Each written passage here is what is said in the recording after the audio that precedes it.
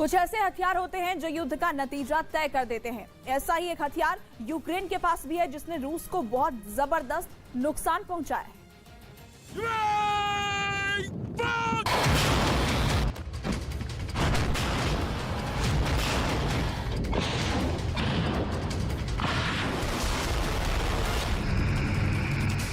रूस के हथियार से यूक्रेन रूस पर वार कर रहा है।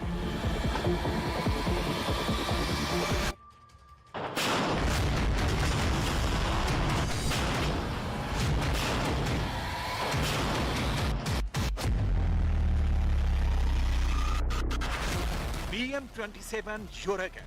क्यों ये रॉकेट लॉन्चर यूक्रेन की युद्ध भूमि में बेहद अहम भूमिका निभा रहा है? ये रॉकेट लॉन्चर रूस के पास भी है, इसको बनाया भी रूस ने ही है, तो ये यूक्रेन के हाथ कैसे लग गया?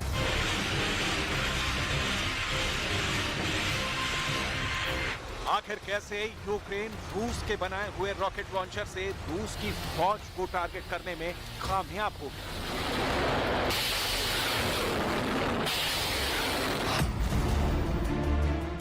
यूक्रेन के अंदर खार्किव में यूक्रेन की फौज यूरेगन रॉकेट लॉन्चर का इस्तेमाल रूस के खिलाफ कर रही है।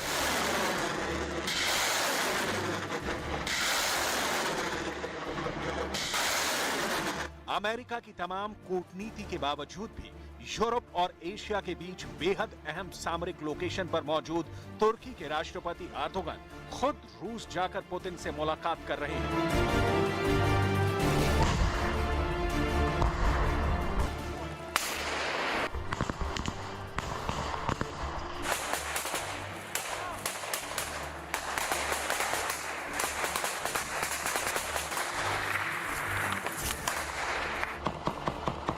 रूस के रक्षा मंत्रालय ने पूरे 1 मिनट का वीडियो जारी किया है और इस वीडियो में रूस और यूक्रेन के बीच चल रही जबरदस्त गन बैटल की बहुत क्लोज तस्वीरें हैं।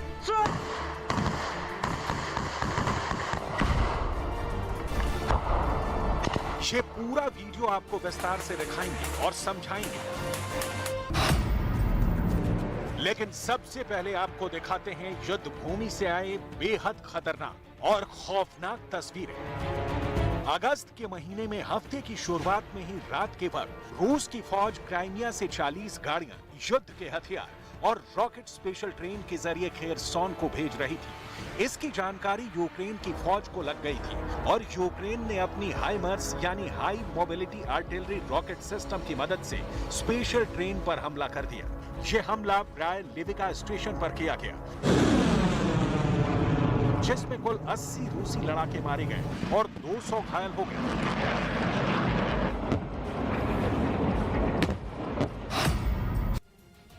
दिल्ली से बड़ी खबर आपको बता दें, जहां एनआईए ने दिल्ली के बटला हाउस से आईएसआईएस से जुड़े एक संदिग्ध को गिरफ्तार किया है। गिरफ्तार आरोपी पर आईएसआईएस का ऑनलाइन प्रोपेगेंडा चलाने का आरोप है। पकड़े गए आरोपी का नाम मोहसिन अहमद है, जो बिहार का रहने वाला है और दिल्ली के बटला हाउस इलाके में रह रहा था। एनआईए को जांच के दौरान मोहसिन की सोशल मीडिया पर संदिग्ध गतिविधियों की जानकारी मिली थी। आरोपी के आईएसआईएस का सक्रिय सदस्य होने की बात भी सामने आ रही है। लेकिन इस बीच हैरानी की बात यह है कि रूस को भारी नुकसान पहुंचाने वाले इस हथियार को बनाया रूस ने था, लेकिन इसका इस्तेमाल अब रूस पर ही हो रहा है। लेकिन आखिर ये हुआ कैसे?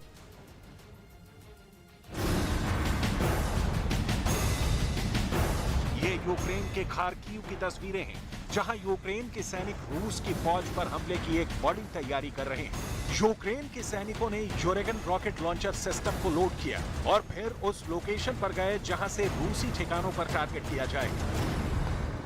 На ураження цілі військовослужбовці агресора в районі. Будемо працювати за способом повної підготовки.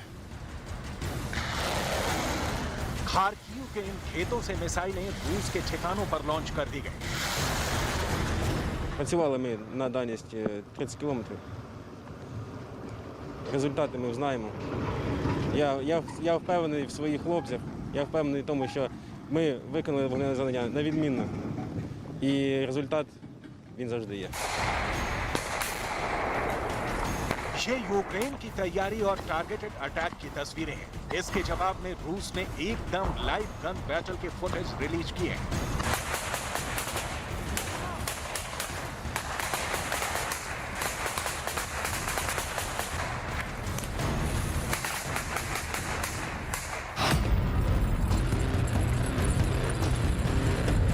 रूस ने यह खुलासा नहीं किया है कि यह लड़ाई कहां पर लड़ी गई है, लेकिन तस्वीरें देखकर साफ है कि रूस के सैनिक अपनी जान भी बचा रहे हैं और यूक्रेन के सैनिकों पर हमले भी कर रहे हैं। यहाँ यूक्रेन की एक पोस्ट है और रूस के सैनिक इस पोस्ट पर किसी भी तरह कब्जा करना चाहते हैं, लेकिन इसके लिए रूस के सैनिकों को अपनी जान से खेलना पड़ा है। रूसी रक्षा मंत्रालय की तरफ से ये बयान जारी किया गया है कि रूस की फौजों ने टारगेटेड हमले करके यूक्रेन के 150 से ज्यादा लड़ाकों को मार गिराया है।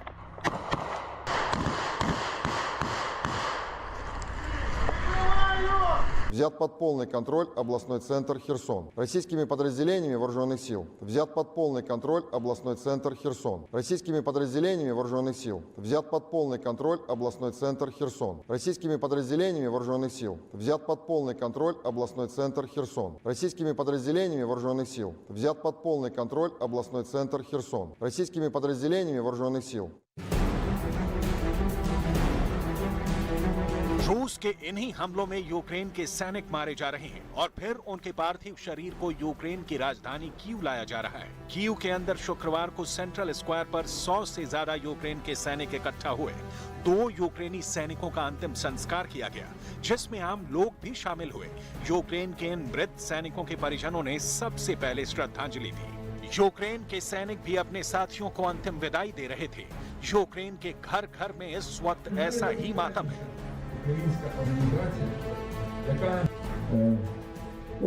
Демонструємо усьому світу, хто ми є. Ми не є загарбниками.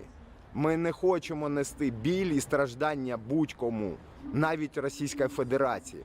Але в нас не залишається іншого шансу, іншої можливості, як крокувати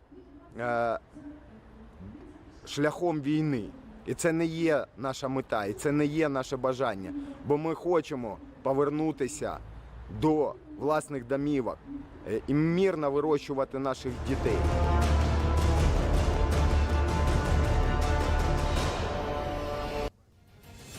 उत्तर प्रदेश की झांसी में एक चलती कार आग का गोला बन गई, जिसे देखकर लोग दहशत में आ गए। इस हादसे का जो वीडियो सामने आया उसमें कार बुरी तरह आग की लपटों में घिरी दिखाई दी, जबकि उससे निकलने वाला धुआं पूरे इलाके में फैलता दिखाई दिया। सड़क पर जलती कार को देखकर लोग खौफ में आ गए, जिसके बाद ट्रैफिक थम गया। कार में लगी आग इतनी भीषण थी कि उसके पास जाने की किसी की हिम्मत नहीं हुई। हालांकि वहां मौजूद लोगों ने कार में आग लगने की जानकारी तुरंत दमकल विभाग को दी, जिसके बाद मौके पर पहुंचे दमकल कर्मियों ने आग पर काबू पा लिया। गनीमत रही कि इस हादसे में कार सवार सभी लोग सुरक्षित बच गए। रूस को भारी नुकसान पहुंचा रहा ये हथियार क्या है? क्या है ज़ेलेंस्की का ये बवंडर जिससे रूस है परेशान? देखिए रिपोर्ट।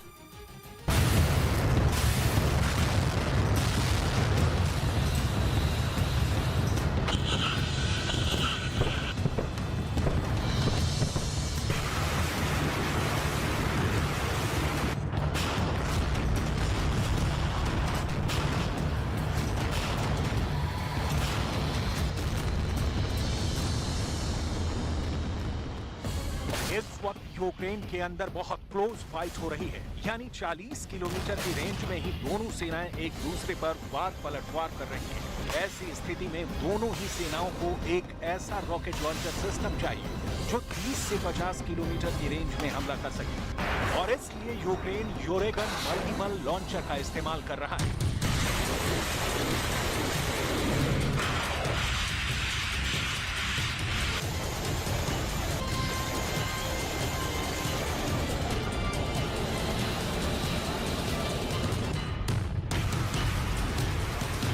यूरेगन रॉकेट लॉन्चर का निर्माण साल 1974 में सोवियत संघ ने किया था।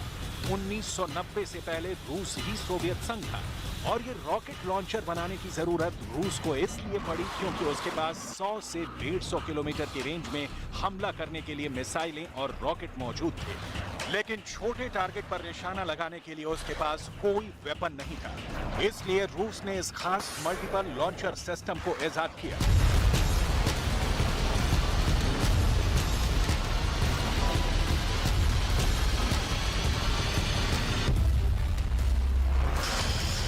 योरेगन रॉकेट लॉन्चर को बनाने का असल मकसद था 70 किलोमीटर तक दुश्मन के टैंकों और दुश्मन के काफिले और दुश्मन के जवानों पर सीधा निशाना बनाना।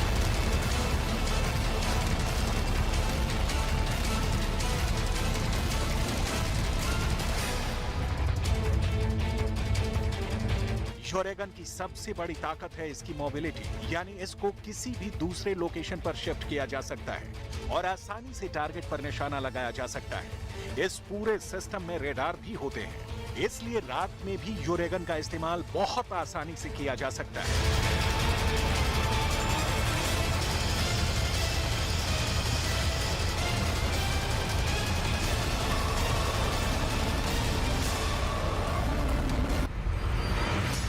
इस पूरी मशीन को इस्तेमाल करने के लिए जबरदस्त ट्रेनिंग की जरूरत होती है। यूक्रेन के जवान भी अब इस वेपन के इस्तेमाल में पारंगत हो चुके हैं। यही वजह है कि रूस के यूरेगन लॉन्चर को यूक्रेन के सैनिकों ने अपने यूरेगन लॉन्चर से तबाह कर दिया था। रूस और यूक्रेन के युद्ध में यह एक ऐसा हथियार है जो दोनों सेनाओं के पास है। इधर मध्य प्रदेश के श्योपुर में एक ट्रक सड़क से उतरकर खाई में पलट गया, जिसके बाद ट्रक ड्राइवर अंदर ही फंसा रहा, जिसे निकालने के लिए काफी मशक्कत करनी पड़ी। सामने आए वीडियो में ट्रक सड़क किनारे पूरी तरह पलटा दिखाई दिया, जबकि कुछ पुलिसकर्मी ट्रक के अंदर फंसे ड्राइवर को निकालने की कोशिश करते नजर आए, लेकिन उसे निकालना इतना भी आसान नहीं था, क्योंकि ट्रक का दरवाजा अंदर से लॉक था और ड्राइवर को काफी चोट आई थी। हालांकि इसके बावजूद पुलिस वालों ने हार नहीं मानी और उसे निकालने का काम शुरू किया गया। सबसे पहले ट्रक के शीशे को तोड़ा गया और फिर अंदर ड्राइवर को निकालने की कोशिश शुरू हुई। काफी देर की मेहनत के बाद ड्राइवर को निकालकर अस्पताल भेजा गया, जहां इलाज के दौरान उसकी मौत हो गई। रूस यूक्रेन जंग में अब दोनों तरफ से लाशों का बोझ बढ़ रहा है, लेकिन कामयाबी किसको मिलेगी ये फैसला अभी तक नहीं हो पाया।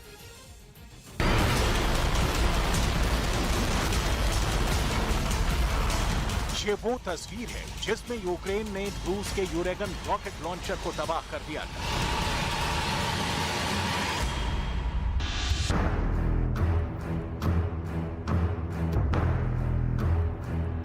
रूस के पास 700 से ज्यादा यूरेगन रॉकेट लॉन्चर्स हैं, लेकिन यूक्रेन के पास ऐसे ही 70 यूरेगन रॉकेट लॉन्चर्स हैं। पहले यूरेगन रॉकेट लॉन्चर सिस्टम पूरी तरह से सोवियत रूस के ही एसेट थे, लेकिन जब सोवियत संघ का विभाजन हुआ तब यही रॉकेट लॉन्चर्स रूस से टूटे हुए देशों की सेना में भी शामिल किए गए। जैसे सोवियत संघ का ही हिस्सा रहे बेलारूस के पास 72 यूरेगन रॉकेट लॉन्चर्स हैं। इसी तरह मालदोवा के पास 11, कजाकिस्तान के पास 180, किर्गिस्तान के पास 6, तुर्कमेनिस्तान के पास 7 और उज्बेकिस्तान के पास 48 यूरेगन रॉकेट लॉन्चर हैं। बड़ी बात यह है कि अब रूस के ही बनाए हुए हथियारों से यूक्रेन रूस पर वार कर रहा है।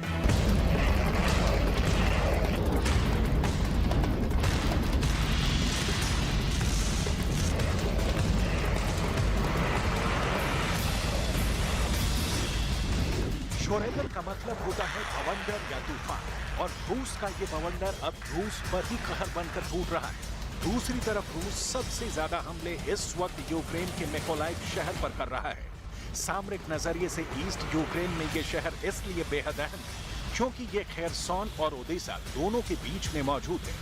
रूस ने इस शहर पर कब्जा करने के लिए 26 फरवरी के बाद से 10 से ज्यादा हमले किए थे, लेकिन इन हमलों के बाद भी रूस को इस शहर पर कब्जा नहीं मिल सका, क्योंकि यहाँ के मेयर और यहाँ के आम नागरिकों ने बहुत बहादुरी से रूस का मुकाबला किया। लेकिन अब रूस यहाँ पर मिसाइलों से हमले करके तबाही मचा रहा है, जिसका कोई जवाब यूक्रेन के पास नहीं है। Там оце зараз там воно і школа згоріла, там і те саме. І дома погоріли, там не погоріли, повибивало все. Ну, зараз там вон 2 дома теж, чи згоріли до краю, я не знаю.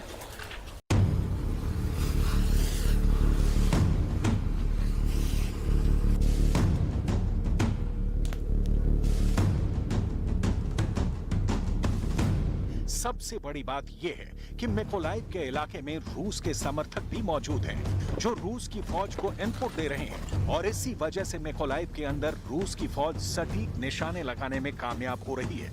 यूक्रेन के अधिकारियों ने रूस के इन समर्थकों की तलाश शुरू कर दी है।